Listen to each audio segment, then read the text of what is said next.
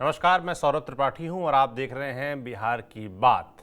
जंगल राज ये एक शब्द है जिसको मुझे लगता है कि बिहार के हर आदमी ने सुन रखा है और महसूस कर रखा है। अब इस बीच फिर से एक सवाल उठने लगा है कि क्या बिहार में जंगल राज का वो दौर वापस लौट रहा है। इसके पीछे कुछ फैक्ट हैं।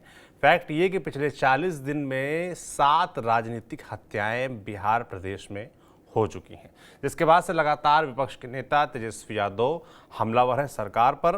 और हाल में ही 9 तारीख को जिस तरीके से बीजेपी नेता की हत्या हुई, और जो 7 हत्याएं हम बता रहे हैं कि करके आपको सब गिना देते हैं। बीजेपी के मुन्ना शर्मा और अजय शाह, इसके अलावा पश्चिमी चंपारण में जेडीयू नेता विभव राय, सहरसा में जेडीयू नेता जवाहर यादव, हाजीपुर में आरजेडी नेता पंकज राय, मुंगेर में बीजेपी नेता बंटी सिंह, इन लोगों की हत्या हुई है। तो इसके बाद से लगातार ये सवाल उठ रहा है कि क्या बिहार में जंगल राज वापस लौट रहा है। इस पर आज विस्तार से चर्चा करेंगे बिहार की बात में। इस चर्चा में हमारे साथ जो 3 मेहमान जुड़ रहे हैं उनका मैं परिचय करा देता हूं। डॉक्टर संजय कुमार राजनीतिक विश्लेषक हैं, हमारे साथ आते रहते हैं, आपने देखा होगा। प्रदीप झा जी हैं, वरिष्ठ पत्रकार हैं। और हमारे संवाददाता सुजीत कुमार हमारे साथ मौजूद हैं। बहुत स्वागत है आप सभी का। तो जैसा कि मैंने शुरू में बताया कि एक बार फिर से बिहार में जंगल राज की बात होने लगी है, और आप तीनों लोग पर्याप्त वरिष्ठ लोग हैं और आपने जो मैंने शब्द इस्तेमाल किया जंगल राज, उसका अनुभव अच्छे से किया भी होगा और आप लोग तुलना भी करते रहते होंगे अपने विश्लेषण में कि क्या चीज़ें वापस से वैसे ही हो रही हैं जैसी थीं। तो पहले तो मैं समझना चाहता हूं आप लोगों से कि ये जो जंगल राज की बात होती है ये है क्या आखिर, क्योंकि आप लोगों ने अनुभव भी किया होगा। और दूसरा फिर मैं इसका कंपैरिजन आप लोगों से जानना चाहूँगा कि क्या जो तस्वीर पहले थी या जिसका डर नीतीश कुमार बीजेपी अक्सर दिखाया करते हैं कि अगर आरजेडी या लालू यादव या तेजस्वी यादव उनके जो बेटे हैं वो सत्ता में लौटते हैं तो वो दौर आ जाएगा जो लालू प्रसाद यादव के दौर में होता था। शुरुआत करता हूं मैं प्रदीप जी आपसे। सौरभ जी, आपने एक ऐसा विषय आज के लिए बहस के लिए चुना है, और जो संदर्भ आपने बताया कि आप लोगों ने देखा होगा, तो हाँ, निश्चित रूप से मैं हम लोग जिस पीढ़ी में हैं उस पीढ़ी ने 1990 से 2005 का जो पीरियड था उसको जिया है हम लोगों ने, और इसीलिए उस पीरियड को महसूस किया, भोगा भी है। ठीक है, तो इसीलिए मैं बताऊं आपको, सबसे बड़ा परिवर्तन एक चीज तय है कि कानून व्यवस्था की स्थिति आज गिरी है, नीचे आई है, बहुत बुरी स्थिति है। लेकिन वो जो दौर था उससे आज भी तुलना नहीं करना चाहिए, टचवुड नजर न लगे। ठीक है, क्योंकि कारण अंतर क्या था कि उस जमाने में देखिए कि जितने भी अपराधी थे उनको राजनीतिक संरक्षण प्राप्त था। सबसे बड़ा चीज समझिए, अंतर देखिए कि उस समय एक विधायक का बेटा जो है एक आईएएस की पत्नी के साथ महीनों बलात्कार करता है। ठीक है, तो इस बड़े एक छोटा सा उदाहरण मैं बता रहा हूँ करते थे जहां पर जिसमें के सत्ताधारी दल के नेता उसमें शामिल हुआ करते थे। नंबर 3 क्या था कि पुलिस और एक तरह से निष्क्रिय थी। पुलिस को उस जमाने में जनता दल पार्टी हुआ करती थी या बाद में राष्ट्रीय जनता दल, उसका एक प्रखंड अध्यक्ष जाकर एसपी के ऑफिस में एसपी को डरा सकता था। सहाबुद्दीन की यह स्थिति होती थी कि जाकर वो कलेक्ट्रेट में या जिला अधीक्षक पुलिस अधीक्षक को उसके चैम्बर में जाकर उसे बेइज्जत कर सकता था, मार सकता था। तो ये एक परिस्थिति थी मोटे तौर पे देखे तो, जो आज की पीढ़ी जिन्होंने नहीं देखा, ना भोगा, ना जिया है। ठीक है, दूसरा आज क्या अंतर है, लेकिन इसे 2005 से लेकर 2010-12 तक नीतीश कुमार ने बहुत ही अच्छे तरीके से पटरी पर लाया था। पटरी पर ही नहीं लाया, बल्कि स्थिति ये बनी कि ये एक मैसेज गया अपराधियों में कि Nitish can never compromise with 3C, मतलब 3C से नीतीश कुमार कॉम्प्रोमाइज नहीं कर सकते। वो था क्राइम, करप्शन और कम्युनलिज्म। ठीक है, अपराधी स्पीडी ट्रायल का एक जो मॉड्यूल बिहार ने लॉन्च किया बिहार में, उस कारण कई ऐसे मुकदमे थे जिसमें 3 दिन के अंदर फैसला हो गया। अपराधी जेल के अंदर, अपराधी या तो जेल के अंदर थे या बिहार की सीमा से बाहर थे। जुड़ा हुआ है भ्रष्टाचार के मुद्दे पे भी एक उदाहरण काफी होगा कि कई ऐसे वरिष्ठ अधिकारी थे जिनके मकानों को सील करके, सीज करके सरकार ने स्कूल चलाना शुरू कर दिया। तो जितने भी अपराधी थे, चाहे वो क्रिमिनल एक्टिविटी में हो, चाहे वो अपराध, चाहे वो घुसखोरी में, भ्रष्टाचार में या आरोप में जेल में बंद हो, सबके सब भयभीत थे कानून से। आज क्या है, और लेकिन वो जो 90 से 2005 में था, उसमें कानून भया। पटना हाईकोर्ट ने एक शब्द इस्तेमाल किया था, जंगल राज का, क्योंकि कानून भयाकरण था। इससे तो सत्ता में रहने वाले लोगों से, सत्ता प्रायोजित अपराधियों से, ठीक है, उससे अगर तुलना करें आज की, तो निश्चित रूप से देखिए 2013-14 के बाद नीतीश कुमार मुख्यमंत्री वही है, सिस्टम वही है, लेकिन कानून व्यवस्था दिन प्रतिदिन गिरती गई है सौरभ जी। उसका प्रमुख कारण जो मुझे समझ में आया है वो यही है कि 5 से 14 तक नीतीश कुमार का के लिए प्रायोरिटी गवर्नेंस हुआ करता था, ठीक है, सुशासन हुआ करता था। नीतीश कुमार सुशासन बाबू के रूप में जाने जाते थे, बिहार में ही नहीं बल्कि पूरे देश भर के अंदर। और ऐसा था कि डेवलपमेंट के कई इंडेक्स में जब रेटिंग हुआ करती थी विभिन्न राज्यों की, तो देश के 3 मुख्यमंत्री और पहले मैदान पे हुआ करते थे, वो 3N हुआ करता था, ठीक है, नीतीश कुमार, नवीन पटनायक और नरेंद्र मोदी। इसी इंडेक्स में नरेंद्र मोदी आ गए तो दूसरे में नीतीश कुमार, तीसरे में नवीन पटनायक।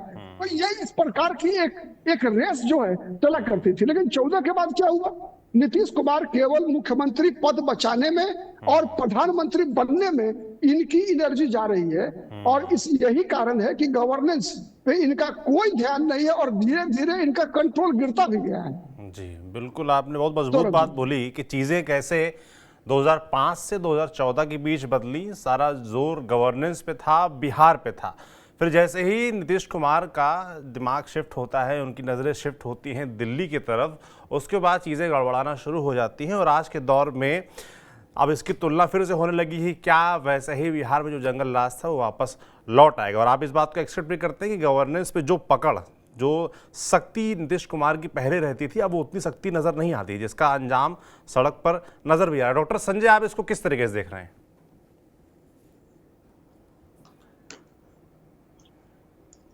ये एक पार्ट है जी, नीतीश कुमार जी प्रधानमंत्री बनने के लिए आकांक्षा, महत्वाकांक्षा पाल लिए, और इसकी वजह से अपराधी सर उठाने लगे और हत्याओं का दौर शुरू। जी, क्योंकि कई पक्ष हैं और एक पक्ष उसमें एक ये भी है, पुलिस को मल्टीटास्किंग दे दिया गया। जी, बालू की तस्करी, शराब की तस्करी, ये बिहार में एक मिनी इंडस्ट्री का रूप ले लिया। थानेदार जो हैं, अपराधी पकड़ा जाए या न पकड़ा जाए, एक तस्कर इनके संपर्क में कैसे आ जाए और कैसे उनके माध्यम से एक थाना में रहते रहते इनकी आर्थिक स्थिति इतनी मजबूत हो जाए कि शायद आगे ढंग की पोस्टिंग हो या ना हो, उससे कोई फर्क नहीं पड़ता। तो पुलिसिंग तो आप करने नहीं दे रहे हैं। पुलिसिंग अगर आप करने देंगे तब ना।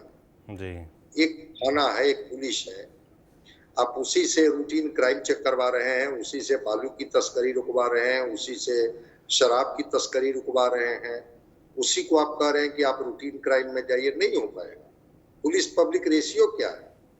14 करोड़ आबादी बिहार की हो गई और 80 या 90 पुलिस का रेशियो आता है 1 लाख पर। नेशनल देख लीजिए, बिहार का देख लीजिए जी।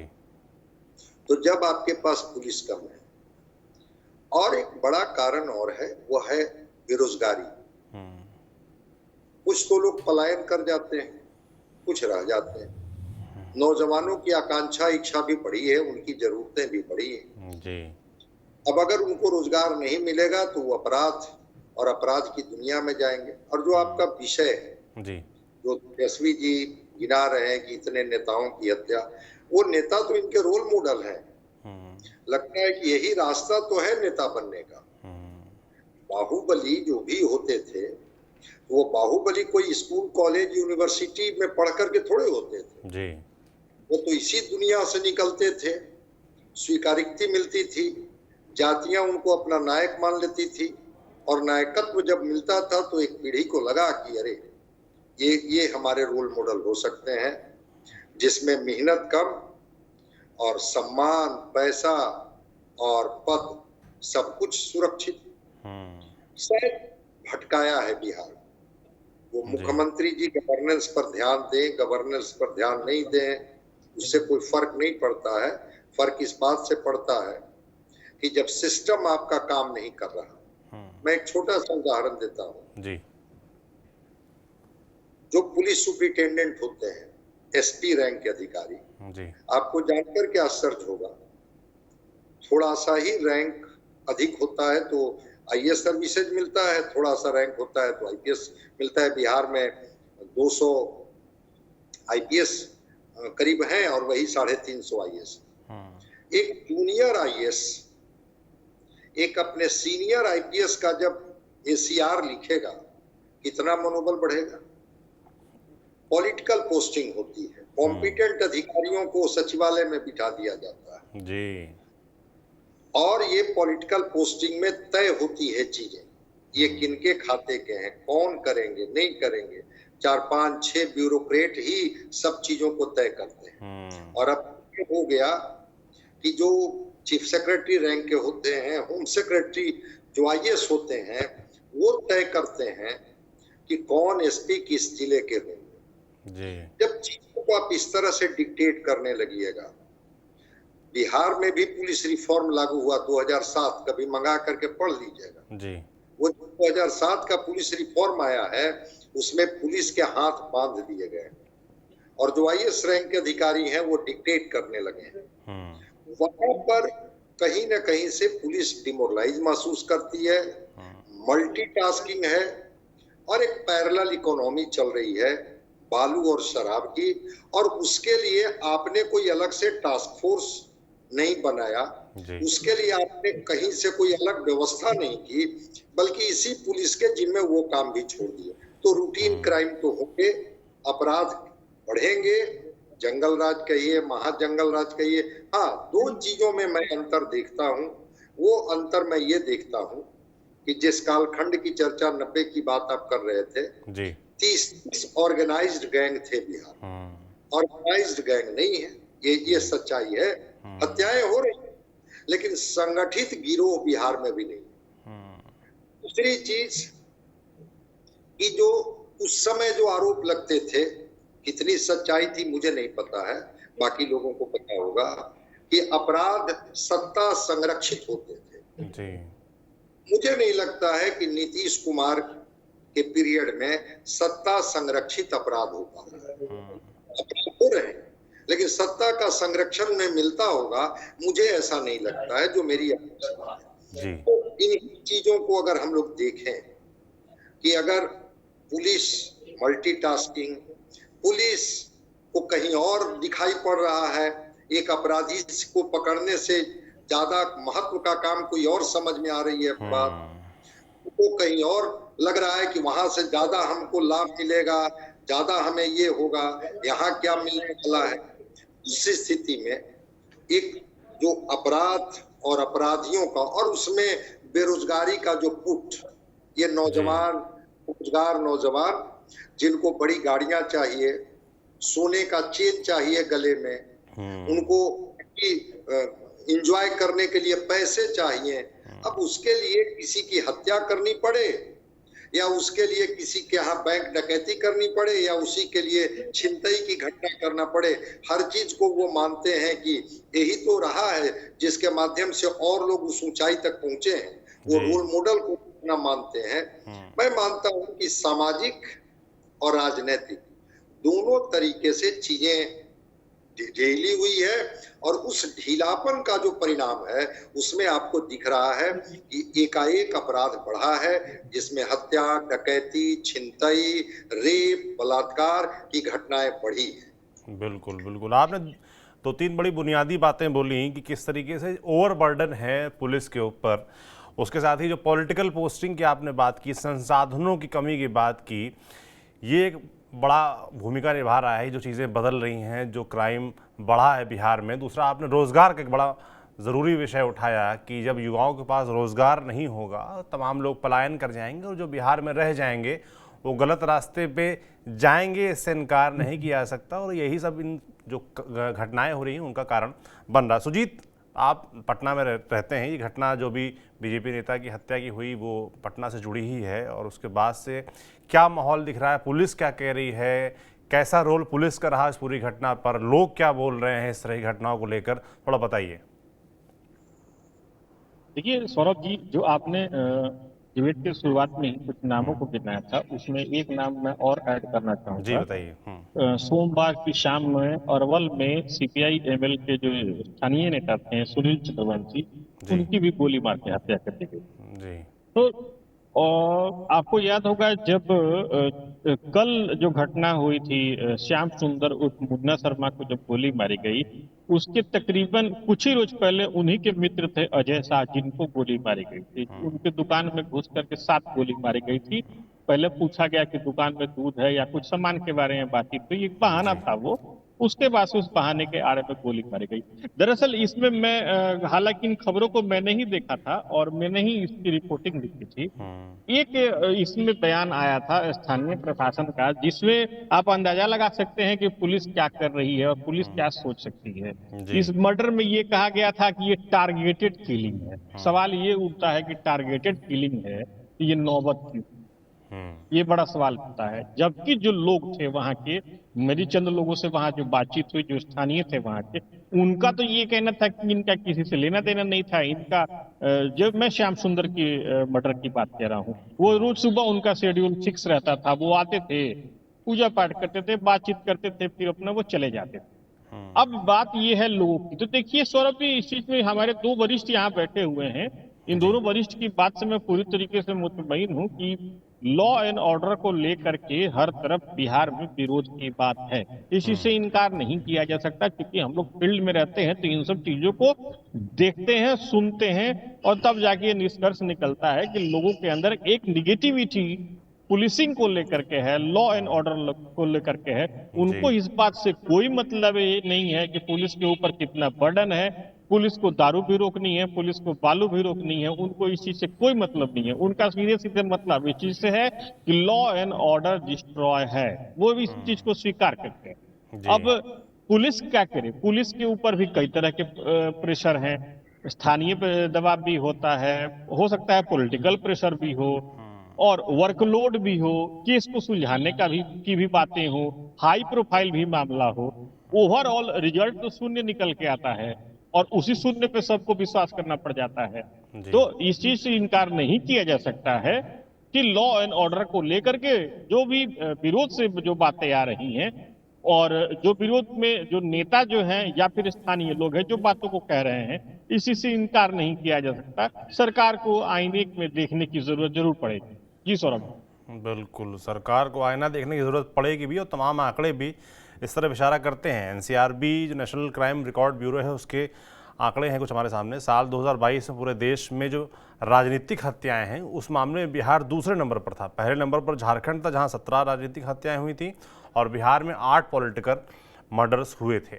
इसके अलावा अभी हाल में इस तरह के भी आरोप लगे हैं कि कथित तौर पर 3 सांसदों ने ऐसा कहा है कि उनको जान से मारने की धमकियां मिली। 3 सांसद हैं, अररिया सांसद प्रदीप सिंह जो कि बीजेपी नेता हैं, खगड़िया सांसद राजेश वर्मा जो कि लोजपा के नेता हैं, और बक्सर सांसद सुधाकर सिंह जो कि आरजेडी के नेता है। तो इन तीनों नेताओं की तरफ से भी आरोप लगाए कि उनको जान से मारने की धमकी दी जा रही है। तो जैसा कि अभी हमारे वरिष्ठ साथियों ने बोला कि पहले जिस तरीके से ऑर्गेनाइज्ड क्राइम होता था वैसा ऑर्गेनाइज्ड क्राइम तो अब नहीं हो रहा है, मगर इस तरह की घटनाएं हाल में बढ़ी हैं। जब हत्या की बात हो, क्राइम की बात हो, लूट की बात हो, डकैती की बात हो, छिनैती की बात हो, तो इस तरह की घटनाएं बढ़ रही हैं। और संजय जी ने उसके पीछे के कई कारण भी गिनाए। बात थोड़ा नरेटिव स्तर की कर लेते हैं भाई। आने वाले वक्त में विधानसभा चुनाव होने हैं, और जब लॉ एंड ऑर्डर की बात आती है तो चुनाव के लिहाज से वो एक बड़ा मुद्दा होता है। अब उत्तर प्रदेश में देखिए, योगी आदित्यनाथ सबसे बड़ा अपना यूएसपी यही प्रचार करने का, बताने की कोशिश करते हैं कि हमने लॉ एंड ऑर्डर बदल दिया, हमने चीज़ें ठीक कर दी।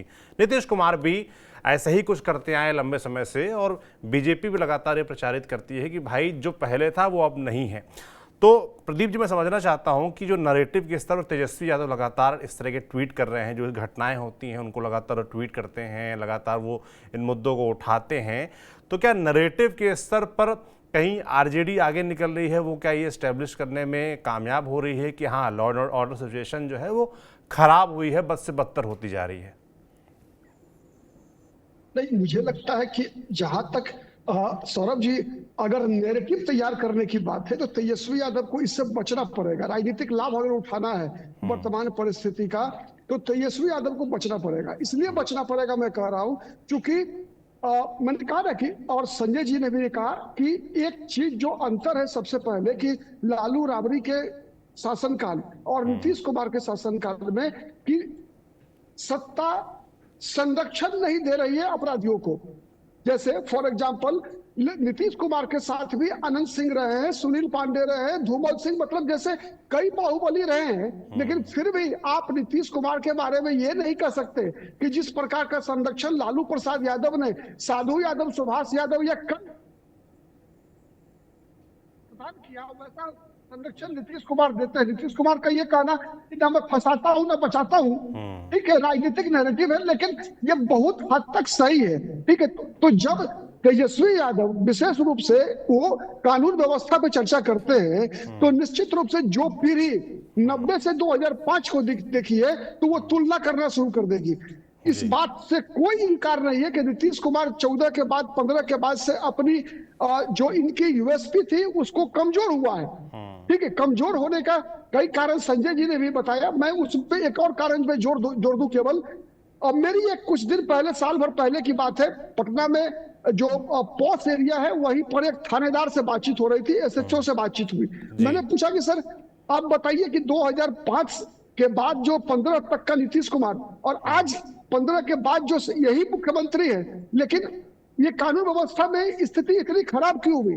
उनका एक पुलिस ऑफिसर एसएचओ होने के बावजूद उनका कहना था कि पब्लिकली तो नहीं बोल सकता, लेकिन मैं व्यक्तिगत रूप से बता रहा हूं कि सबसे पहला पुलिस की एनर्जी निश्चित रूप से जाती है दारू वालों को पकड़ने में, ये शराब के स्मगलर्स को पकड़ने में जाता है, इस बात से कोई इनकार नहीं है। लेकिन साथ ही एक बहुत विवादास्पद मैं मुद्दा उठा रहा हूं सौरभ जी, जी बिल्कुल, इसलिए कि उनका कहना था कि ये 35% जो महिलाओं को आरक्षण दिया गया बिहार पुलिस के अंदर, ठीक है, कई बार पुरुष पुलिस कर्मियों के लिए समस्या होती है कि वो अपराधी को पकड़े या अपनी महिला पुलिस कर्मियों की सुरक्षा करे, ठीक है जी। तो उनका मैंने पूछा तो क्या ये मैंने आपका कहना यह है कि सरकार को ये सजेस्ट करना चाहिए कि पुलिस में महिलाओं की भर्ती बंद हो? उनका कहना था नहीं, बल्कि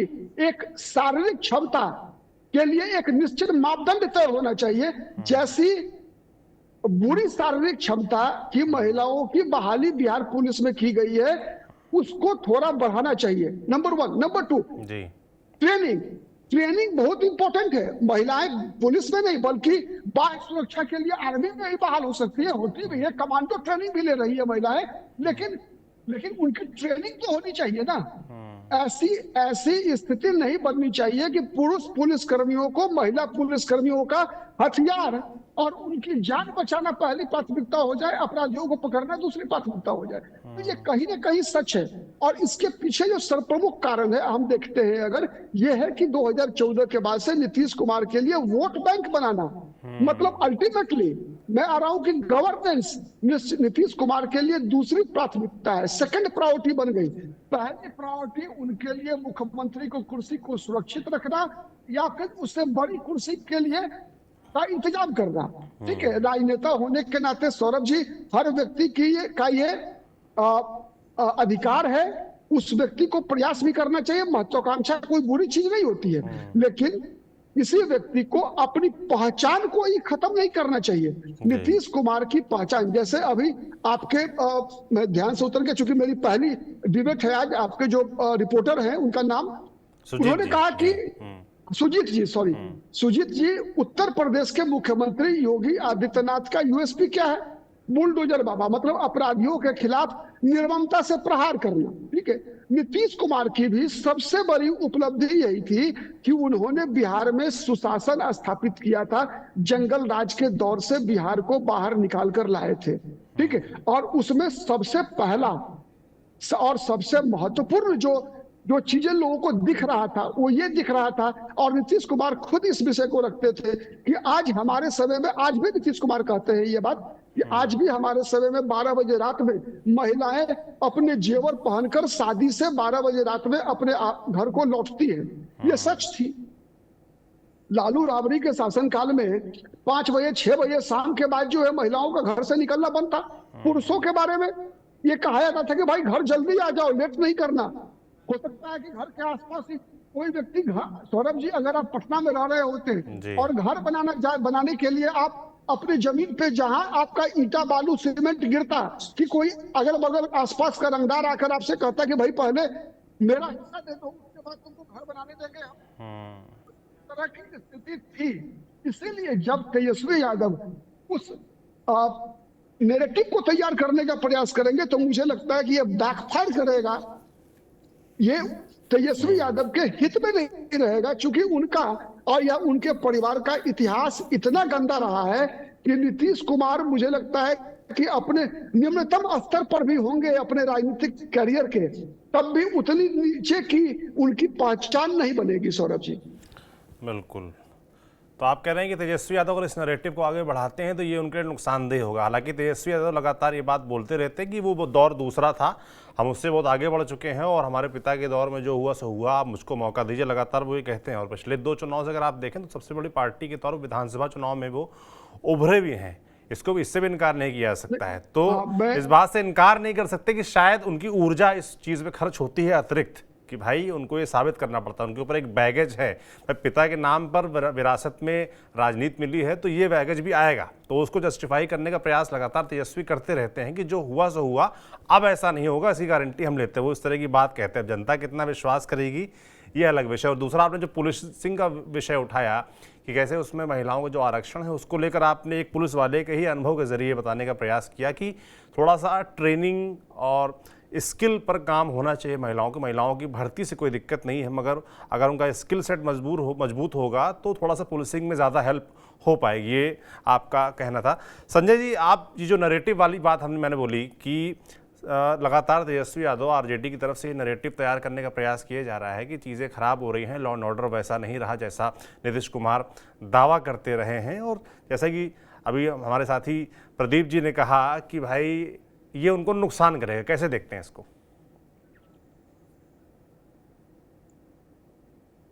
ये लालू प्रसाद जी की सत्ता जो गई उसके कारण क्या थे? उसके कारण तो यही थे ना जी, कि जो नरसंहारों का दौर जो बिहार ने झेला और देखा था, उसकी वजह से ही तो बदलाव हुआ था। लेकिन इसकी वजह से नीतीश कुमार को कहां छूट मिल जाती है कि लोगों के जान माल की सुरक्षा ये न करें? बिल्कुल जी। भाई वो कालखंड जिसमें वो नरसंहार और अपराधियों का संरक्षण और बच्चों का अपहरण की घटनाएं होती थी, तो ठीक है, जनता ने मैंडेट उनको देना बंद कर दिया। बिल्कुल। लेकिन नीतीश कुमार का तो यूएसपी क्राइम, करप्शन और कम्युनलिज्म रहा। और हत्याओं का जिस तरह से सिलसिला नीतीश कुमार के दौर में चल रहा है, ठीक है, जनता को तय करनी है कि इनको रखे न रखे, लेकिन क्या ये समाज को सुरक्षा देने की जिम्मेवारी सरकार की नहीं है? जी। कोई व्यक्ति बिहार में इसलिए बच रहा है कि कोई उसको मारना नहीं चाह रहा है। अगर कोई अपराधी तय कर लेगा तो वो चंद रुपया दे करके किसी की हत्या करवा सकता है। क्या ये पुलिसिंग का काम नहीं है? ये पुलिसिंग का पार्ट नहीं है क्या? हर चीज पर कोर्ट ही कॉग्निजेंस ले, संज्ञान ले। मैं उदाहरण दे रहा हूं, मैं पहले भी मैं बोला, एक बिहार के बड़े नेता, उनके पिता की हत्या हो जाती है, तुरंत एसटीएफ का गठन होता है, सारे अमला जामा वहां लग जाते हैं और 4 दिन में अपराधी पकड़ लिए जाते हैं, उनके द्वारा इस्तेमाल हथियार पकड़ लिए जाते हैं और बता दिया जाता है कि आपके पिता की हत्या किसने की। क्या बिहार के हर नागरिक के साथ ऐसा होता है क्या? अगर उनकी हत्या हो जाती है तो पता चलता है कि किसने हत्या की। अपराधियों का मनोबल इसलिए बढ़ता है कि पुलिस एविडेंस तक नहीं दे पाती। और इसी बिहार में जो एक मैनेजर थे इंडिगो के, रुपेश, 3 में गोली मार दी गई थी। पुलिस ने कई अपराधियों को पकड़ा और कोर्ट में चूंकि उनका साक्ष्य नहीं पेश कर पाई पुलिस, इसलिए वो सारे बरी हो गए मतलब दिन दहाड़े व्यक्ति की हत्या होती है और कोई साक्ष्य नहीं। वो हत्या करने वाला कोई आकाश से आ गया या धरती से निकल के हत्या कर गया। अगर जी। इस तरह की स्थिति है और फिर भी उसके बाद लोगों को लग रहा है कि नहीं हम सुरक्षित हैं बिहार में, कम से कम उस कालखंड से तो सुरक्षित हैं जिस कालखंड में सामूहिक नरसंहार होता है, फिर इस सरकार को आपने क्यों चुना? तेजस्वी जी को लाभ मिलेगा, तेजस्वी जी को घाटा होगा, वो छोड़ दो। जनता को क्या मिलनी चाहिए? जनता को क्या सुरक्षित रहने का अधिकार नहीं है क्या अपने राज्य में? और जब जनता को सुरक्षित रहने का अधिकार है तो हत्याओं का जिस तरह से सिलसिला है जिला वाइज, कभी डेटा देख लीजिएगा कि क्या हत्याओं की क्या स्थिति है। रेप और मर्डर की जो घटनाएं हो रही हैं वो हर दिन हो रही हैं। बीच में कुछ दिन 5 से 10 का कालखंड था नीतीश कुमार का, जब उन्होंने स्पीडी ट्रायल किया था और फास्ट ट्रैक कोर्ट के माध्यम से सजा दिलवानी शुरू की थी तो अपराध पर अंकुश लगा था जी। लेकिन नीतीश कुमार को लालू के कालखंड से छोड़ दीजिए, अपने ही कालखंड से वो तुलना कर लें कि 5 से 10 के बीच का क्राइम ग्राफ क्या था और 24 तक का ग्राफ क्या है। ये बात आप एकदम ठीक बोल रहे हैं कि 15 साल पहले की बात नहीं होनी चाहिए, पिछले 5 साल में क्या परफॉर्मेंस थी और इस 5 साल में क्या परफॉर्मेंस है इसकी तुलना होनी चाहिए, क्योंकि जनता तो 5 साल के लिए वोट करती है, 5 साल बाद वो अगली सरकार चुनती है। हालांकि बिहार में सरकारें बदलती रहती हैं, 5 साल कहना गलत होगा, मगर जो प्रक्रिया है वो तो यही है ना कि 5 साल का हिसाब किताब अगले चुनाव में जनता लेती है और पिछले 5 साल से तुलना करती है। तो ये तुलना होनी चाहिए। कब तक ये बात कही जाती रहेगी कि भाई तब ये होता था, तभी सरकार बदली गई थी, तभी लंबे समय तक लालू यादव और उनका परिवार सत्ता से बाहर रहा है और अभी भी उनको लगातार ये एक्स्ट्रा जोर देना पड़ता है कि नहीं अब वैसा दौर नहीं आएगा। तो नीतीश कुमार इससे कैसे बच जाएंगे? सुजीत जी थोड़ा हमको ये समझाइए कि भाई जनता के बीच इस वक्त क्या माहौल है, वो क्या सोच रही है, नरेटिव के स्तर पर क्या माहौल दिख रहा है? देखिए सौरभ जी, यहाँ एक बात है, आप ये बात कह करके नहीं बच सकते हैं कि आपके साथ वक्त में क्या हुआ करता था और हमारे वक्त में क्या हो रहा है। हत्या तो हत्या है। आप उस वक्त जब संगठित गिरोह की बात है या कोई भी बात हो, यहाँ पे जो भी बाइक सवार आते हैं या कोई भी आता है, जब मर्जी किसी को गोली ठोक के चला जाता है। सवाल जवाब करने पर अगर ये जवाब मिले कि उनका दौर था तो वो कुछ और था, हमारा दौर है ये है, हमारी पुलिस काम कर रही है, आप जस्टिफाई तो नहीं कर सकते कि हमारा अभी हमारे कालखंड में जो मर्डर हो रहा है ये कम हो रहा है, पहले ज्यादा हुआ करता था। मर्डर है, हो रहा है, बात ये है कितना हो रहा है नहीं हो रहा है इससे मतलब नहीं है। जहां तक लोगों की बात मैं बता दूं आपको कि देखिए सौरभ जी, ये ऐसी चीज है जो सीधे सीधे समाज से ताल्लुक रखता है। अगर किसी की हत्या हो जाती है, लोग विरोध में आके उतर जाते हैं, उस वक्त ये नहीं देखा जाता है कि वो किस पार्टी के हैं या किस पार्टी के समर्थक हैं या नहीं है। वो एक आम नागरिक होते हैं, सड़क पे उतरते हैं, अपनी बातों को रखते हैं, उनका गुस्सा निकलता है, गुस्सा फूटता है। अगर नैरेटिव की जहां तक बात हो तो नैरेटिव को सेट करना राजनीतिक दलों का काम होता है, वो अपना जाने वो किस तरीके से नैरेटिव को सेट कर रहे हैं। लेकिन जो चीजें सत्य है, जो आंख के सामने है, उसी से इनकार नहीं किया जा सकता है। यहाँ पर जब हत्याएं हो रही हैं, लोगों में उबाल है, लोगों में आक्रोश है। आक्रोश केवल इस चीज को लेकर है कि ये जो घटनाएं घट रही हैं, इस पे जितनी जल्द हो सके कंट्रोल होना चाहिए। बाकी नैरेटिव सेट करना तो राजनीतिक दलों का काम है, वो अपना जिस तरीके से लोगों के बीच में पेश करना चाहें वो पेश कर सकती हैं, वो स्वतंत्र है इसके लिए। जी सौरभ जी। बिल्कुल ठीक कह रहे हैं आप कि नैरेटिव तो राजनीतिक दलों का काम ही है, वो तय करेंगे। प्रदीप जी, चुनाव के लिहाज से आपके मतलब बड़े मुद्दों में क्या लॉ एंड ऑर्डर को देखते हैं कि चुनाव में क्या ये एक बड़ा मुद्दा रहेगा? आने वाले विधानसभा चुनाव जो हैं उसमें ये बड़ा मुद्दा रहने वाला है कि बिहार के मुद्दे अभी कुछ और हैं, लॉ एंड ऑर्डर पर उतना ध्यान नहीं लोगों का?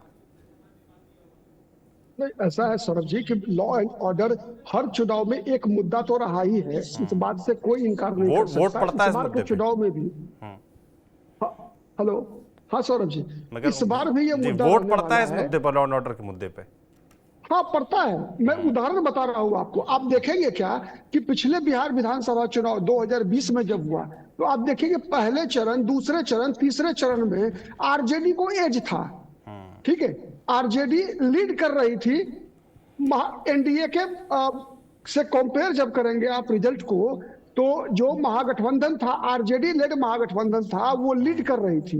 लेकिन जैसे ही चौथे, पांचवें, छठे चरण में परिणाम निकल आना शुरू हुआ तो आरजेडी का वो जो लीड था वो डेफिसिट में कन्वर्ट हो गया। क्यों हो गया, इसकी मैं याद दिलाना चाहूंगा। आपको याद होगा 2020 में जैसे जैसे चुनाव आगे बढ़ रहा था, शुरुआत क्या हुई, शुरुआत हुई तेजस्वी यादव के नए पढ़ाई और दवाई से, ठीक है, 10 लाख सरकारी नौकरी से शुरुआत हुआ। लेकिन फिर जैसे जैसे वो जातीय विद्वेष और वो हरा मुरट्ठा बांधकर, ठीक है, मैंने एक बाइक पर 3-3 लोग जो है सड़क पर निकलना शुरू कर दिए, तो उससे फिर जो लोग, जिन लोगों ने 2005 तक का दिन जिया था, उन लोगों ने अपने बच्चों को भी बताया कि यार ये तो फिर वही दिन लाने वाला है, बच्चों पलटो, ठीक है। आपने देखा जीती हुई बाजी महागठबंधन हारने लगी, ठीक है, नंबर 1। नंबर 2, कानून व्यवस्था कैसे इंपॉर्टेंट फैक्टर होता है, उसका मैं दूसरा उदाहरण बता रहा हूं सौरभ जी। आप देखिए आज कितना भी प्रयास करने के बाद भी आरजेडी, तेजस्वी यादव, जो आपने कहा ना कि बैगेज का शासनकाल, ठीक है, ये लाइबिलिटी के रूप में वो कितना भी अच्छा काम करते हैं, लेकिन विपक्ष जो है किन मुद्दों पर उनके खिलाफ जनता से अपने लिए जनादेश मांगता है। सबसे पहला याद दिलाया जाता है नीतीश कुमार हो, चाहे उनके खिलाफ, चाहे भारतीय जनता पार्टी हो, चाहे जो भी दल रहे हो, उनके आरजेडी लेड महागठबंधन के खिलाफ एकमात्र जो सबसे बड़ा फैक्टर जो रिजल्ट को प्रभावित करता है वो होता है कानून व्यवस्था। और आप कहेंगे कि फिर नीतीश कुमार के शासनकाल में भी 10 साल से क्यों नहीं नीतीश कुमार को पनिशमेंट मिल रहा है इसका? तो उसका सबसे बड़ा कारण क्या है सौरभ जी, कि बिहार के विकल्पहीनता है।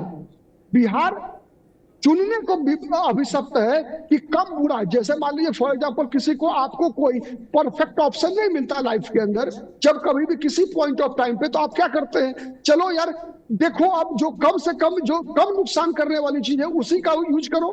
तो यही ऑप्शन होता है बिहार की जनता के पास।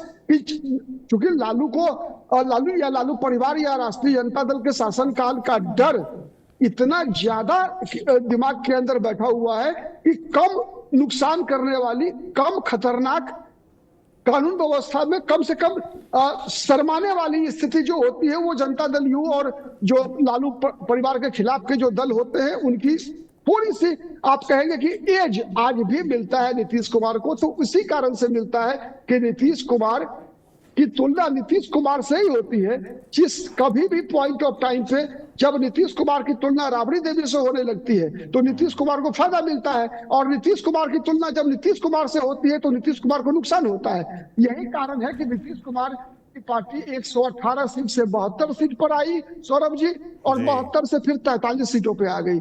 तो इसीलिए बिहार की जनता इसको नहीं भूलती है। नीतीश कुमार को भी जनता सजा दे रही है, लालू परिवार को तो दे ही रही है, नीतीश कुमार को भी। जैसे जैसे नीतीश के परफॉर्मेंस में गिरावट आती गई है, बिहार की जनता ने अपना संदेश स्पष्ट रूप से दिया है, बिहार की जनता के पास विकल्प नहीं है तीसरा कोई अभी तक। इसीलिए बिहार की जनता जो विवश है नीतीश कुमार को चुन लेने के लिए। बिल्कुल संजय जी, आपने वो एक जो शुरुआत में बात बोली वो बड़ी बुनियादी है कि कैसे चुनाव एक तरीके से पक्ष में नज़र आ रहा था आरजेडी के, तेजस्वी यादव के, मगर जब चुनाव आगे बढ़ा और उनके कार्यकर्ताओं को एक बाइक पर 3-3 लोगों को जाते और जो जोश, जो एग्रेशन देखा लोगों ने, तो उनको पुराना दौर याद आ गया और कहीं ना कहीं जो अन्य पार्टियां वो प्रचारित करने में कामयाब रहेगी। देखिए ये शुरू हो गया है और अगर सत्ता में वापस लौटते हैं तो यही होगा, या पुराना दौर जो जंगल राज का दौर गिनाया जाता है वो लौट आएगा, और उसमें वो कामयाब भी रहते हैं, कामयाब रहे, चुनाव में नाकामी मिली। कैसे आप संजय जी इसको कैसे देखते हैं भाई कि नैरेटिव के स्तर पर जब हम बात कर रहे हैं जनता के बीच, जब चुनाव आता है, वोटिंग की बात आती है, तो लॉ एंड ऑर्डर कितना बड़ा मुद्दा रहता है उनके लिए?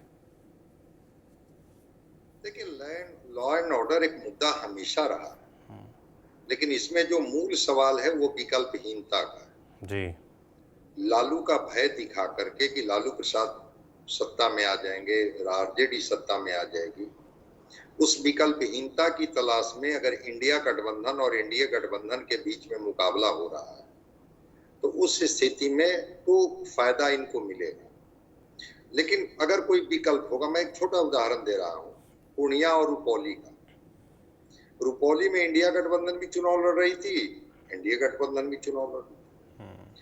वो व्यक्ति जो 2005 से लगातार शंकर सिंह चुनाव हार रहे थे, सारी जाति और धर्म की सीमाएं टूट गई और शंकर सिंह को सारे लोगों ने वोट किया। मुस्लिम समाज ने वोट किया, हिंदू समाज ने वोट किया, ईबीसी ने वोट किया, अगड़ों ने वोट किया, पिछड़ों ने वोट किया। तो चूंकि विकल्प अगर कुछ नहीं है और जब चुनने की बात होती है कि इनको चुनना है कि इनको चुनना है, डेमोक्रेसी में जो मल्टी पार्टी सिस्टम होता है, उस मल्टी पार्टी सिस्टम का भी एक अपना रूल होता है। अगर मल्टी पार्टी सिस्टम में विकल्प अगर सामने होगा तो चले जाइए गांव में, मैं तो जाते रहता हूं जी। नीतीश कुमार अब लोगों की पसंद नहीं है। अगर लालू प्रसाद और तेजस्वी जी पसंद नहीं है तो नीतीश कुमार भी अब लोगों के पसंद नहीं है। इस बात को भी समझना हो। तो जब नहीं पसंद है नीतीश कुमार, तो उस स्थिति में एक विकल्प कुछ नहीं मिल रहा है। अब इधर एनडीए है जिसमें भाजपा है, नीतीश कुमार है, एक तरफ तेजस्वी जी हैं, तो लगता है कि अच्छा चलिए उनको चुने। तो उन्होंने जो दौर देखा बिहार, नीतीश जी को चुना। नीतीश जी के दौर में भी तो वही हो रहा है कि कोई सुरक्षित नहीं है। बेरोजगारी, पलायन, महंगाई, गरीबी और 94 लाख परिवार का सर्वे सब सामने है लोगों का। लेकिन अगर कोई विकल्प मिलता है, हम समझते हैं कि बिहार विकल्प की तरफ बढ़ेगा, निश्चित रूप से बिहार विकल्प की तरफ बढ़ेगा। इसकी गुंजाइश पूरी दिख रही है। ठीक है, एक दौर है जिसमें एक लंबे कालखंड तक नीतीश कुमार, लेकिन नीतीश कुमार को बिहार से बहुत लेना देना नहीं। नीतीश कुमार जी एक सिस्टम पर सारी चीजों को छोड़ दिए हैं। सिस्टम कितना स्मार्ट है, सिस्टम कितना इफेक्टिव है, सिस्टम कितना एग्जीक्यूट करता है चीजों को, वो सबके सामने है। इसीलिए मैंने उदाहरण दिया कि रोज हत्या हो रही है। अब कोई व्यक्ति मंदिर में पूजा करने जा रहा है, अपराधी आ रहा है, उसकी हत्या करके चला जा रहा है जी। कोई व्यक्ति कहीं काम करने जा रहा है, निकल रहा है, रात के अंधेरे में छोड़ दीजिए। लालू प्रसाद के तो समय में रात के अंधेरे में हत्या होती थी, अब तो दिन के उजाले में हत्या हो रही है। दिन के उजाले में छीन ले रहा है। क्या महिलाएं पटना में चेन पहन करके मॉर्निंग वॉक में चली जाएगी क्या? रोज सुबह कहीं ना कहीं चेन स्नैचिंग की घटना होते रहती है जी। और वो महिलाएं चेन पहन करके मॉर्निंग वॉक में जाना बंद कर दें। कहने के लिए आप कहिए कि भाई 12 बजे रात तक घूमिए, दिन में घूमिए, यहाँ जाइए वहां जाइए। एक असुरक्षा का भाव, असुरक्षा का वातावरण बिहार में पैदा हुआ है। ये मैसेज गांव तक है। इस सच्चाई को आप मानिए कि लोग मान रहे हैं कि पुलिसिंग हो नहीं रही है बिहार में और पुलिस कोई और काम में लग गई है जी। अब पटना बगल में बिहटा है, माइनिंग इंस्पेक्टर जिनके साथ 50 पुलिसकर्मी थे और उनको बाल पकड़ के, वो महिला पुलिस इंस्पेक्टर थी, पकड़ के घसीटा गया, पीटा गया, उसकी तस्वीरें वायरल हुई, वीडियो वायरल हुआ। क्या हो गया, क्या फर्क पड़ता था? और इसी होटल मौर्या में एनआरसी के ये बैठक हो रही थी, जो व्यापारी लोग थे उनका। तो अगर उसको उस रूप में देखिएगा कि कैसे बिहार में उद्योग आएगा, कैसे बिहार में संभावना व्यक्त होगी जब इस तरह के अपराध और अपराधियों का मनोबल बढ़ रहा है। चेक एंड बैलेंस के लिए ये कह देने से, जरा याद कर लीजिए वो कालखंड जो 90 से 2005 का था। अरे वो कालखंड को तो याद करने की जरूरत क्या है, जनता ने उनको सत्ता से किनारे कर दी।